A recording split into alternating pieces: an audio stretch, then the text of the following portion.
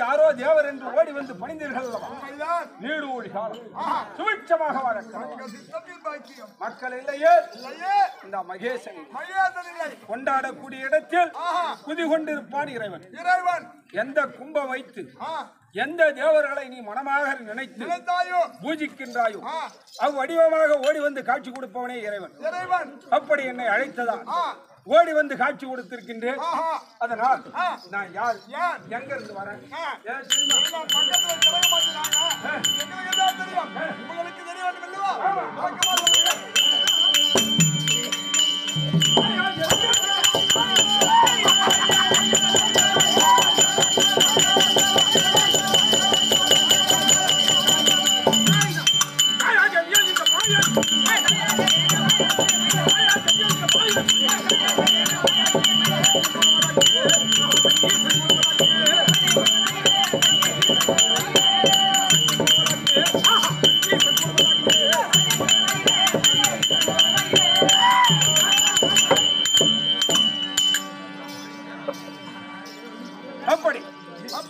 சூரிய பகவானுக்கும் சாயாதேவி அம்மனுக்கும் கல்ப சுதராக விளங்கி வரக்கூடிய தேவர்களாக இருந்தாலும் சரி, அசுராதிகளாக இருந்தாலும் சரி, நர மாநிலர்கள் யாராக இருந்தாலும்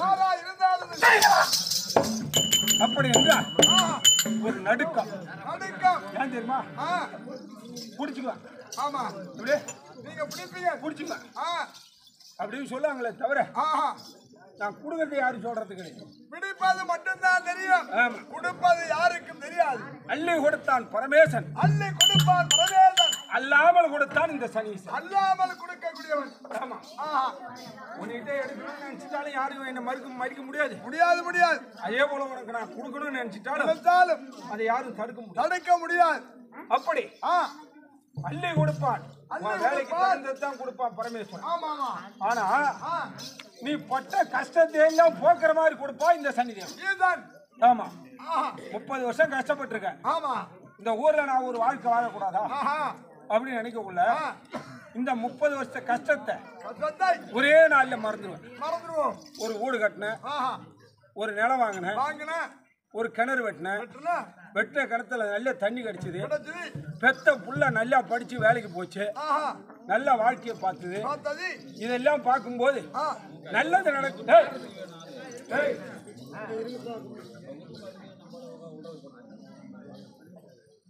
அப்படி நல்ல வாழ்க்கை வாழும்போது மக்கள் மறந்துடுவாங்க பட்ட கஷ்டத்தை.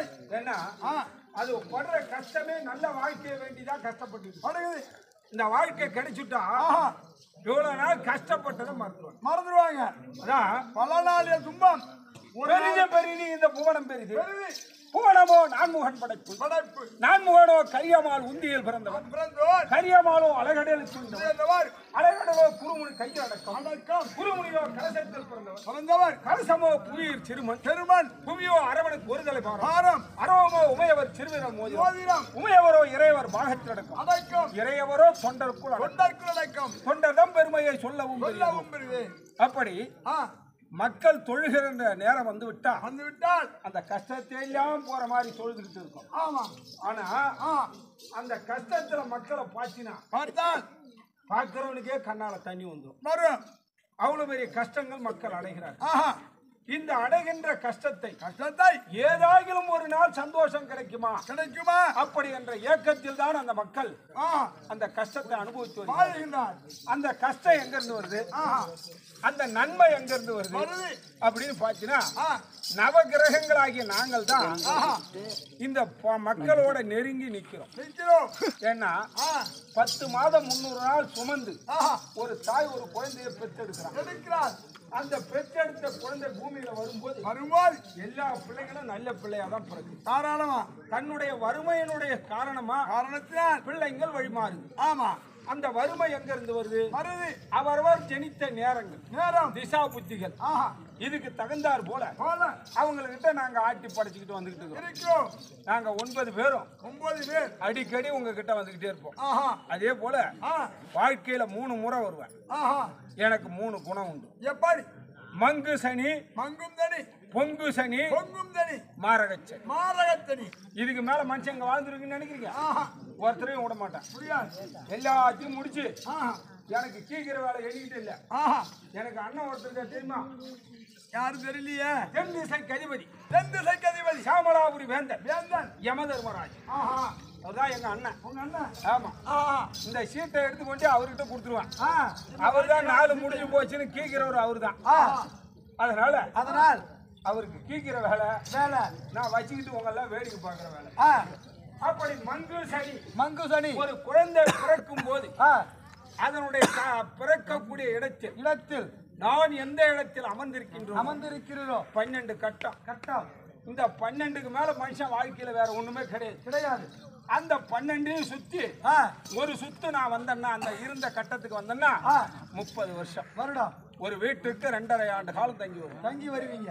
அப்படி வந்தேன்னா அதுக்குதான் பெரியவங்க சொல்லுவாங்க பேசக்கூடாது, அமைதியா இருக்கிறது உங்களுக்கு எல்லாத்துக்கும் நல்லது. அப்படி 30 வருஷம் வாழ்ந்தவனும் கிடையாது, 30 வருஷம் கெட்டவனும் கிடையாது. அதனால மங்கு சனியாக இருக்கும்போது நீ எவ்வளவு சின்ன வயசுல என்ன சுட்டித்தனமான வேலைகள் செய்கிறியோ அதையெல்லாம் நானும் செய்வீங்க. ஆமா, நீ லேசா தொட்டுட்டு வருவ, யாருக்கும் தெரியாது. அத 10 பேத்துக்கு வெளியே கொண்டு வந்து உன் மானத்தை வெளியே வாங்குற வெளியும் விட மாட்டீங்க. அப்படியே பின்னால வந்துகிட்டே இருப்பேன். நான் உன் கூட இருக்கிறேங்கிறது உனக்கே தெரியாது. அத இந்த ராஜா கதையை பார்த்தா கூட தெரியும் உங்களுக்கு எல்லாம். இப்படிதான் கூட வருவாரா?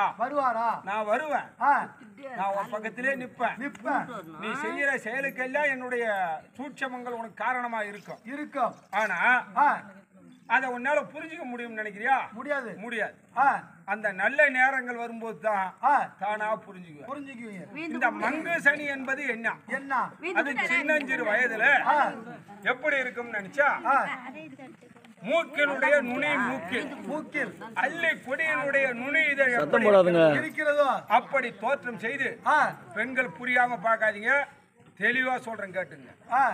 மூக்கின் நுனியில் அல்லி கொடியினுடைய நுனி இதை எப்படி இருக்கிறதோ அப்படி தோற்றம் செய்து இரு கண் புருவங்களை மேல்புறமாக வளைப்பேன். இப்படி வளைச்சா மங்கு வடந்தால் மன்னனை அடிப்பேன். ஆனா இந்த கன்னத்துல 2 மங்கு வரும், வட்ட மங்கு. இதுக்கு காரணம் என்ன தெரியுமா? உங்ககிட்ட குடல்ல ஏதோ நோய் உண்டாகுது, அந்த அறிகுறி தான் அங்க வரும். அதனால முதல்ல உடலை டெஸ்ட் பண்ணிக்கணும். உங்க உடல்ல எந்த விதமான நோய், எந்த விதமான நீர் உண்டாகுது அப்படிங்கறத நீங்க புரிஞ்சுக்கிட்டீங்கன்னா இதுதான் மங்கு சனிங்கிறது. அந்த மங்கு சனிய கன்னத்தில் இருக்கிற மங்கு காரணம் இல்ல, நுனி மூக்கின் மீது ஒன்றி இரு கண் புருவங்களையும் மேல்புறமாக வளைப்பேன். அப்படி வளைத்தால் மங்கு படந்தால் மனையால் அழிவாள், மங்கு படந்தால் மன்னன் அழிவான். அப்படி என்பது அது உங்களுக்கு ஆகாத மங்கு. இது மங்கு சனி. இந்த காலத்தில் மக்கள் எச்சரிக்கையாக இருப்பதற்காக அந்த அறிகுறியை உங்களுக்கு கொடுப்பேன். அதுவே 30 வயதிற்கு மேல் 60 வயதுக்குள் பொங்கு சனியாக வருவேன். ஆமா, இதை எப்படி நீங்க புரிஞ்சுக்கீங்க அப்படின்னு கேட்டா, தன்னுடைய மார்பகத்திலிருந்து முகம் முழுக்க புறமுதுகெல்லாம் வட்ட பால் தேம்பல் என்பார்கள். சில பேர் பருவ தேம்பல் என்பார்கள். இப்படிப்பட்ட தேம்பல்கள் உருவாகிறது என்றால் பொங்கு சனியாக உன்னிட்ட வந்துட்டேன். படிச்சிருந்தா அதுக்கு தகுந்த தொழிலை கத்திருந்தா அதுக்கு தகுந்த வேலை. இப்படி உங்ககிட்ட இருக்கக்கூடிய திறமைய காசாக்கிறதுக்கு வழி என்ன அப்படிங்கறத உன்கிட்ட காட்டி கொடுப்பீங்க. அதை காட்டி கொடுத்தா இந்த 30ல வாழ்ந்தவன் அந்த 30ல கெட்டுருவான், அந்த 30ல வாழ்ந்தவன் இந்த 30ல கெட்டுருவான். அப்ப பொங்கு சனியாக வருகிறானே, இந்த பொங்கு சனினா என்ன? உன்கிட்ட இருக்கக்கூடிய திறமையை வெளிக்காட்டுவதுதான் பொங்கு சனி. 30 வயதுக்கு மேல் 60 வயதுக்குள் வருவேன். இது பொங்கு சனி.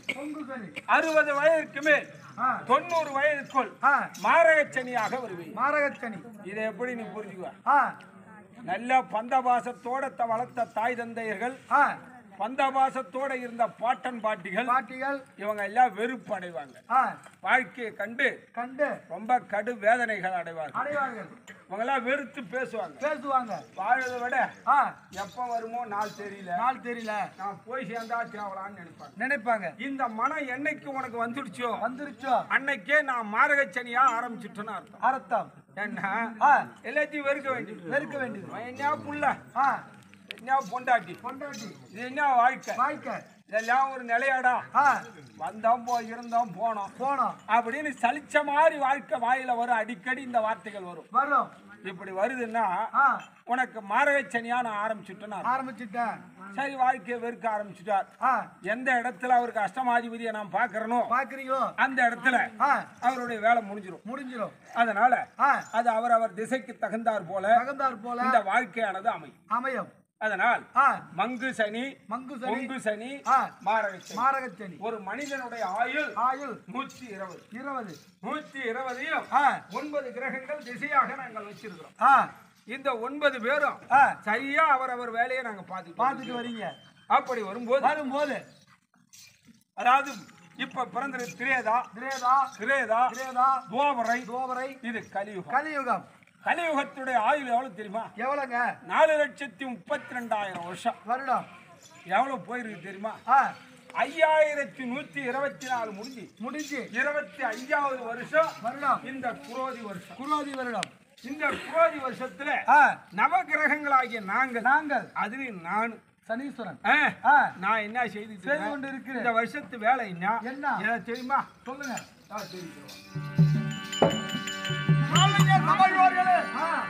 மண்டலத்துக்கு அதிபதியாகிய சனிதேவன் ராசி பலம் சொல்ல போகிறார்.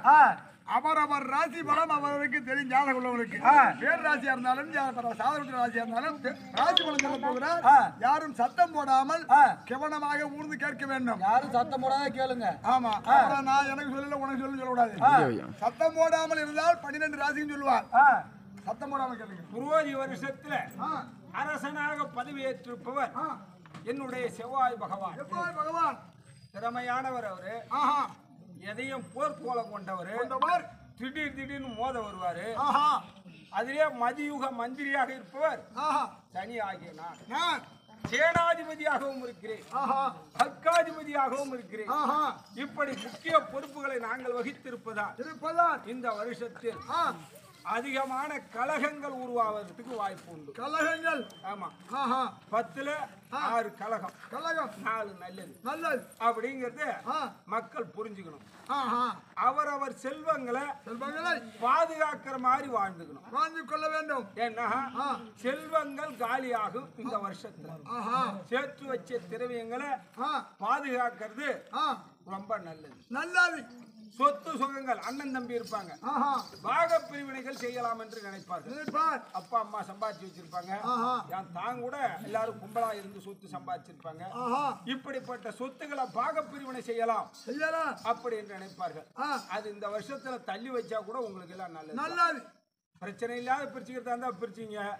ஏசா பிரச்சனை வரும் போல தெரியுதுன்னு வச்சுங்க. அவங்க எல்லாம் கொஞ்சம் ஒதுங்கி இருந்துக்கிறது இந்த வருஷத்துல உங்களுக்கு நல்லது. அதனால் இப்பொழுது சனியாகிய நான் எங்க இருக்கிறேன், எப்படி இருக்கிறேன் அப்படின்னு பாத்தீங்கன்னா என் சொந்த வீட்டுல இருக்கிற கும்பராசியில். அதனால் இதுல கும்பராசியில இருந்தா மீன ராசிக்கு 7.5 பார்வை ஆரம்பம். மீனராசிக்கு? ஆமா. மகர ராசிக்கு 7.5 பார்வை பாதத்துல இருக்கிற. கடக ராசிக்கு அஷ்டம சனியா இருக்கிற. சிம்ம ராசிக்கு கண்டச்சனி, அதாவது கண்டச்சனியாக இருக்கிறேன். விருட்சக ராசிக்கு அர்த்தாஷ்டம சனியாக இருக்கிறேன். இப்படி இருப்பதால் இவர்கள் எல்லாம் கொஞ்சம் அவரவர் வாழ்க்கையில கொஞ்சம் நிதானமா இருந்துக்கிறது நல்லது. பொதுவான பலன். முதல் வீடு மேஷம். என்னுடைய குரு பகவான் இப்போதுதான் சித்திரை மாதம் 18ஆம் தேதி ரிஷபத்திற்கு பேச்சியானார். அப்படி ரிஷபத்திற்கு பேச்சு ஆகும் போது மேஷத்திலிருந்து ரிஷபத்திற்கு வந்தார். அப்போது மேஷத்திற்கு இப்பொழுது நல்ல நேரம். இந்த நல்ல நேரம் அவரவர் வயசுக்கு தகுந்தார் போல, பொருளாதாரத்திற்கு தகுந்தார் போல வாழ்க்கைகளை மாற்றி அமைச்சுக்கலாம். படிக்கக்கூடிய பிள்ளைகள் படிக்க வேண்டிய வேலையை படிக்கலாம். படிச்சு முடிச்சிருந்தா அதுக்கு தகுந்த மாதிரி வேலைகளுக்காக சில பரீட்சைகளை தொட்டு பார்க்கலாம். பிள்ளைங்க அதை தொட்டா அவர்களுக்கு ஆதாயம் உண்டு. ஏன் தெரியுமா? நான் மேஷத்துக்கு தனக்காரகம் 9ஆம் ஆகிய நான் தான். அப்படி இருக்கும்போது 2வது வீட்டுல குடும்பத்துல வாக்கு ஸ்தானத்துல நான் உட்கார்ந்து இருக்கும் போது வாக்கால், உன்னுடைய திறமையால், உன்னுடைய ஆற்றலால் உன்னுடைய வாழ்க்கையை சீரமைச்சிக்க கூடிய நேரம் இது. ஒரு நல்ல நேரம். இந்த நல்ல நேரத்தை நீங்க பயன்படுத்திக்கிட்டா ஏன் இல்லற வாழ்க்கை கூட திருமண வாழ்க்கையை நினைச்சிருப்பாங்க சில பிள்ளைகள், அவங்களுக்கெல்லாம் கூட நல்ல வாழ்க்கை. அதனால் மேஷத்துக்குடைய வயது முதிர்ந்தவர்கள் இருப்பாங்க, ஆரோக்கியத்தை தேடுவாங்க. அவங்களுக்கு எல்லாம் கூட இது ஒரு நல்ல நேரம். அதை அவங்க பயன்படுத்திக்கிட்டா செல்வந்தர்கள் போல சிறப்பா வாழ்ந்துட்டு இந்த வாழ்க்கையை முடிக்கலாம். நல்ல நேரம். இரண்டாவது வீடு ரிஷபம். ரிஷபத்திற்கு அதிபதியானவர் என்னுடைய சுக்கிர பகவான். அவருக்கு பிரபல ராஜயோகக்காரர்களாக இருக்கக்கூடியவன் சனியாகிய நான். உங்களுக்கு நான் கும்பத்தில் இருப்பது கொடுத்து வச்ச அமிர்தம். இது இந்த அம்சத்தை பயன்படுத்திக்கிறவங்க ஜென்மத்துல குரு காஞ்சுகிறார். உங்களுக்கு அவர் ஆகாதவராயிருந்தால் ஜென்மத்தில் இருந்தால் நான் ஜீவனஸ்தானத்தில் அமர்ந்திருக்கிறேன். அப்படி இருப்பதால் எந்த சூழ்நிலையிலும் ஜீவன பங்கங்கள் தரமாட்டேன். ஆனால் பிறரை எதிர்பார்ப்பதை மட்டும் குறைச்சிக்கணும். முடிந்தவரை நம் உழைப்புக்கு வாழணும். அடுத்தவங்க உதவி பண்ணுவாங்க, நம்மளுக்கு சமயத்தில் அந்த உதவி கிடைக்குங்கிற எதிர்பார்ப்போட இருக்கக்கூடாது. கிடைச்சா பாத்தீங்கன்னா கிடைக்கலாம், நம்ம திறமைக்கு போயிச்சுக்கலாம் அப்படிங்கிற எதிர்பார்ப்போட நீ வாழ்ந்துகிட்டினா சிறப்பா வாழ்ந்துக்கலாம். சில பிள்ளைகள் குடும்பத்தில் உள்ள குடும்ப தம்பதிகளா இருப்பவர்களுக்கு வாழ்க்கை கசப்பு சிலது ஏற்படும். ஏன்னா ஜென்மத்தில் இருக்கக்குள்ள குறை சொல்றதே சில குறிக்கோளா சில குடும்பங்கள் இருப்பார். அவர்கள் எல்லாம் தன்னுடைய நிலைமைகள் அப்படி இருக்குது என்பதை புரிந்து கொண்டால் குடும்பத்தில் கலகம் இல்லாமல் வாழ்ந்து கொள்ளலாம். அதனால் உழைப்பு இந்த வருஷத்துல அதிகமா இருக்கும்.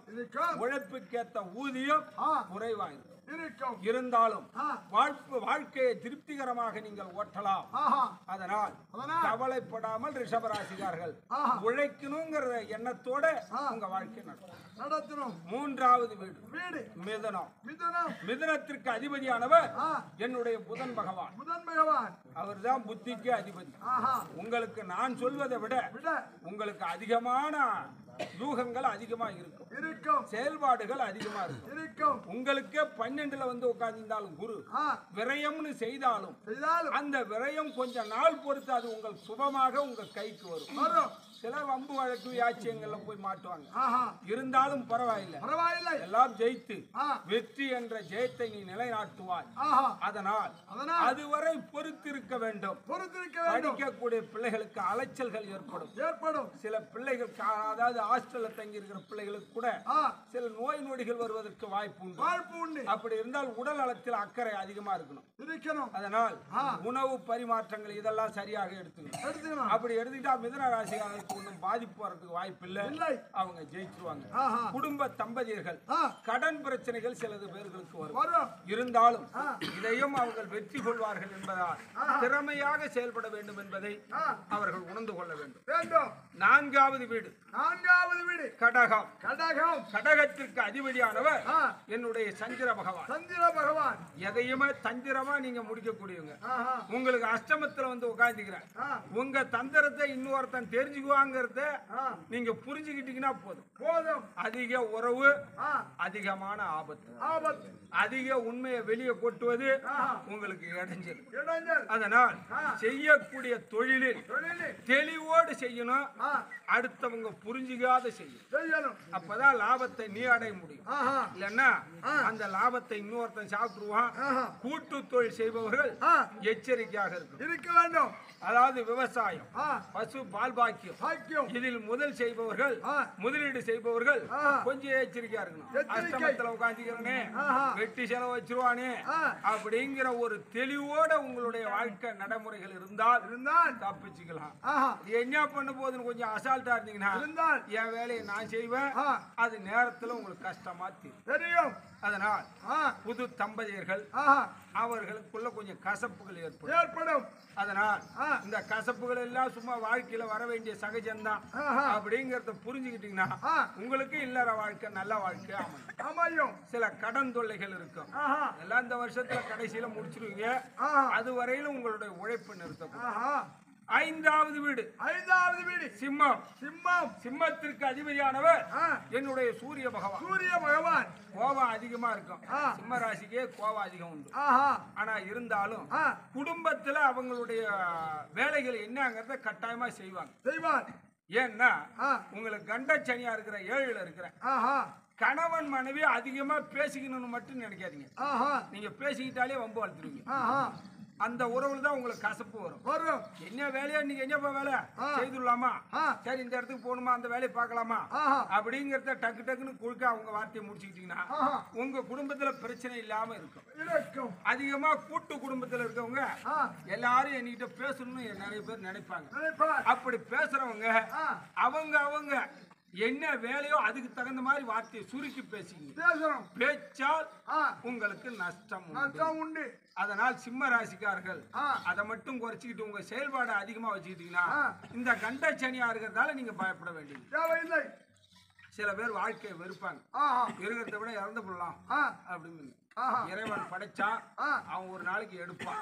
நீங்களா அழிச்சுக்கிட்டா அதை அழிச்சிக்க முடியாது. மருந்து கூட குடிச்சு பாரு, சாக மாட்டேன். ஏன்னா நான் அதுக்கு ஒரு ஆளை காவந்து வச்சிருப்பேன்.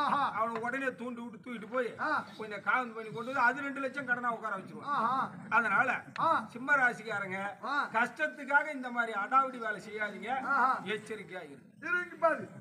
6வது வீடு. 6வது வீடு கன்னி. கன்னிக்கு அதிபதி என்னுடைய புதன் பகவான். தெளிவான சிந்தனை உள்ளவர்கள் நீங்க. தெளிவான வாழ்க்கையை கணக்கு போட்டு நடத்தக்கூடியவர்கள் நீங்கள். அப்படி இருக்கும்போது உங்களுக்கு எல்லாம் நான் சில பேருக்கு அயல்நாடு சென்று கூட பிழைப்பார்கள்.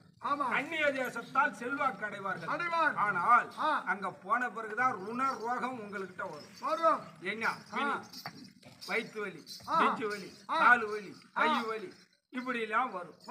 ஆனா அதுக்காக பெரிய செலவு பண்ணாதீங்க.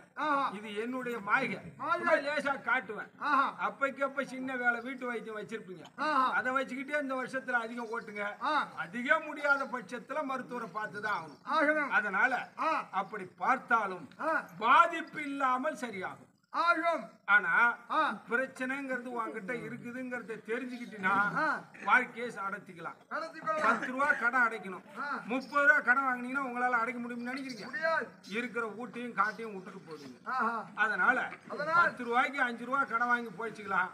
30 ரூபாய கணக்கு போட்டீங்கன்னா அந்த கணக்கு தப்பாகும். தப்பாகிறதுக்கு காரணம் யாருன்னு கேட்டா நான் தான். ஆமா, அந்த காரணத்துல தப்பா வரவன் யார்? சனி ஆகிய நான் 6வது வீட்டில் இருப்பதா உனக்கு கடங்கிறத அதிகமாக்கணுங்கிறது என்னுடைய வேலை. எச்சரிக்கையா. 7வது வீடு. துலாம். துலாத்திற்கு அதிபதியானவர் என்னுடைய சுக்கிர பகவான். இருந்தாலும் உங்களுக்கு இது ஒரு நல்ல நேரம்.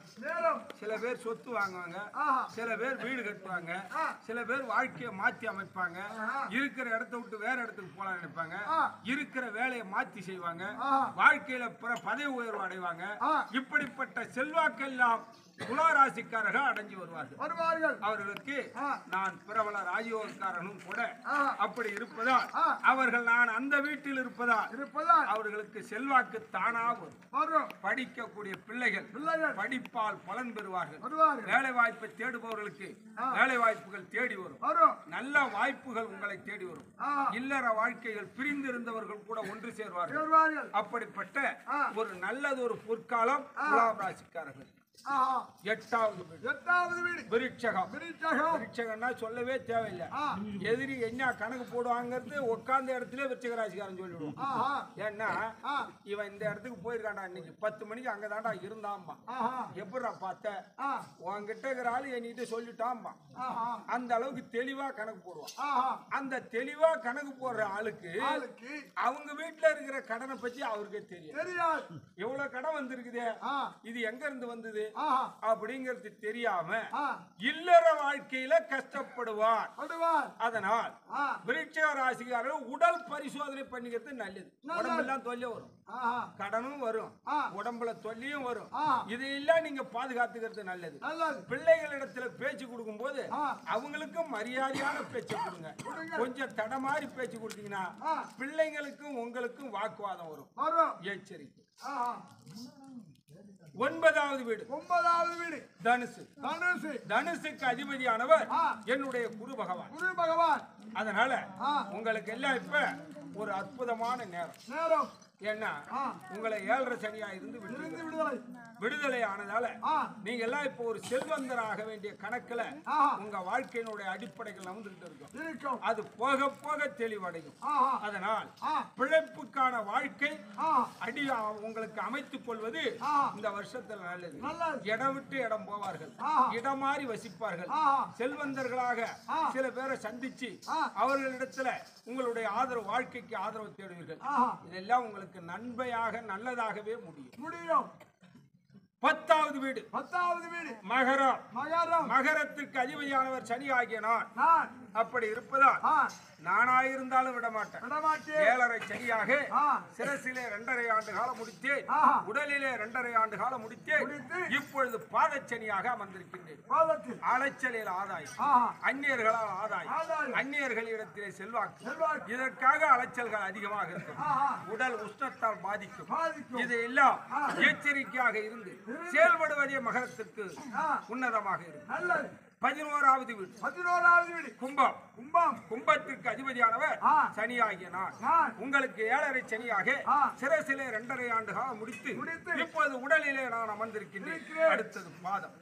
அதனால் உடல் சனியாக இருப்பதால் உடல் ரீதியான பிரச்சனைகள், உள்ளம் ரீதியான பிரச்சனைகள், இருக்கக்கூடிய வேலையிலே பிரச்சனைகள், மன அமைதி இல்லாமல் இருப்பது, இதையெல்லாம் கும்பத்திற்கு உண்டு. இதையெல்லாம் எதிர்பார்த்து குலதெய்வ அருளோடு உன்னுடைய வாழ்க்கையை நடத்துவது சுபிட்சமான வாழ்க்கை. 12வது வீடு மீனம். மீனத்திற்கு அதிபதியானவர் என்னுடைய குரு பகவான். உங்களுக்கு 7.5 சனியாக சிரசிலே அமர்ந்திருக்கின்றேன். அப்படி அமர்ந்திருப்பதால் அலைச்சல்கள் அதிகமாக இருக்கும், விரயங்கள் அதிகமாக இருக்கும். ஆனா இதற்கெல்லாம் ஒரு தெளிவுகள் உண்டாகும் என்பதை புரிந்து உங்களுடைய வாழ்க்கையை நடத்துவது உங்களுக்கு உன்னதமானது. சில பேருக்கு சொத்து சேரும், சில பேர்களுக்கு வீடு மனை வாங்குவார்கள், சில பேர் வண்டி வாகனங்கள் வாங்குவார்கள். இதெல்லாம் விரயத்தில் செய்யக்கூடிய சுப வேலைகள். அதெல்லாம் செய்யலாமா என்று கேட்டால் செய்யலாம். அவரவர் தகுதிக்கேற்ப உங்களுடைய வாழ்க்கையை நகர்த்திக் கொள்ளலாம். அப்படி 12 ராசியும் சராசரியான பார்வையில் தெளிவாக நான் நடத்தி வந்து கொண்டிருக்கிறேன். அப்படி இருக்க எப்படி வருகின்ற